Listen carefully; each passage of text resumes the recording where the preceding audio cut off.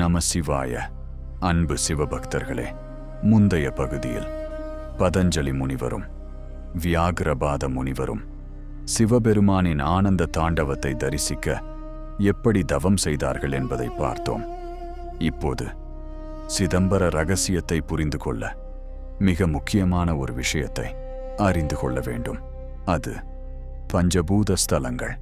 சிவபெருமான் அருள் பாலிக்கும் 5 முக்கிய திருத்தலங்கள் பஞ்சபூத ஸ்தலங்கள் என்று அழைக்கப்படுகின்றன. நிலம், நீர், நெருப்பு, காற்று, ஆகாயம். இந்த 5 தத்துவங்களால் தான் உலகமும் மனித உடலும் உருவாக்கப்பட்டுள்ளன. காஞ்சிபுரம் நிலத்தை குறிக்கிறது, திருவானைக்காவல் நீரை குறிக்கிறது, திருவண்ணாமலை நெருப்பை குறிக்கிறது, காளஹஸ்தி காற்றை குறிக்கிறது. ஆனால் சிதம்பரம் ஆகாயத்தை குறிக்கிறது. இங்கேதான் சிதம்பர ரகசியத்தின் முதல் கதவு திறக்கிறது. ஏனெனில் நிலத்தை பார்க்க முடியும், நீரை பார்க்க முடியும், நெருப்பை பார்க்க முடியும், காற்றை உணர முடியும்.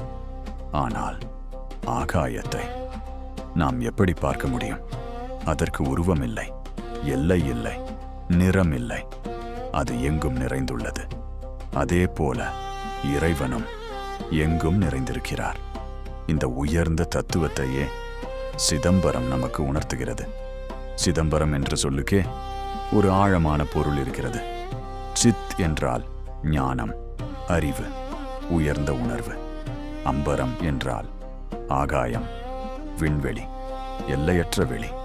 அதனால் சிதம்பரம் என்றால் ஞான ஆகாயம், அதாவது எல்லையற்ற இறை அறிவு என்று பொருள். அன்பு பக்தர்களே, சிதம்பரம் என்பது ஒரு ஊரின் பெயர் மட்டுமல்ல. அது ஒரு ஆன்மீக நிலை, ஒரு தத்துவம், ஒரு அனுபவம், ஒரு உணர்வு. சைவ சித்தாந்தம் கூறுவது இறைவன் உருவமாகவும் இருக்கிறார், அருவமாகவும் இருக்கிறார். உருவமும் அருவமும் கடந்த பரம்பொருளாகவும் இருக்கிறார். நாம் கோவிலில் சிவலிங்கத்தை வழிபடுகிறோம், நடராஜரை வழிபடுகிறோம், தட்சிணாமூர்த்தியை வழிபடுகிறோம். இவை அனைத்தும் உருவ வழிபாடு.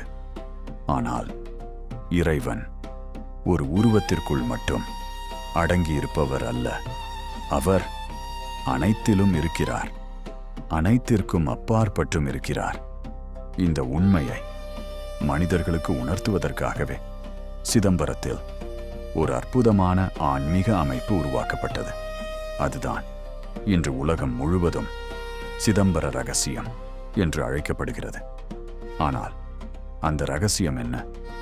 ஏன் நடராஜர் சன்னதியில் ஒரு திரை வைக்கப்பட்டுள்ளது? திரை திறக்கப்படும் போது உண்மையில் என்ன தெரிகிறது? ஏன் ஆயிரக்கணக்கான பக்தர்கள் அந்த தரிசனத்திற்காக காத்திருக்கிறார்கள்? அந்த திரைக்கு பின்னால் மறைந்திருக்கும் ஆன்மீக உண்மை என்ன? இதைத்தான் அடுத்த பகுதியில் விரிவாக அறிந்து கொள்ளப் போகிறோம். ஓம் நம சிவாய.